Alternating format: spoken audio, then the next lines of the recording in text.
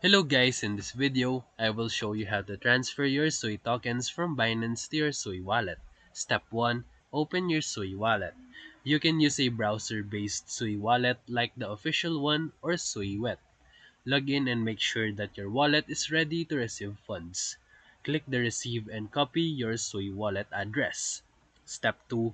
Go to Binance app or website. Log into your Binance account.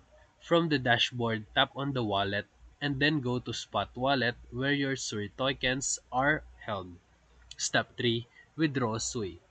Find SUI in your asset list and tap Withdraw. Paste your SUI wallet address into the recipient field. Step 4. Choose the network and amount. For SUI, Binance only supports the SUI network. Enter the amount that you want to transfer and ensure everything looks correct. Step 5. Confirm the transfer. Complete the verification steps using your phone or email. After confirming, your SUI tokens will be sent to your wallet, and this usually takes a few minutes but might take a longer depending on network congestion. And that's it. So if this video helped you, feel free to like and subscribe for more quick tutorials, reviews, and comparison videos. Thank you for watching.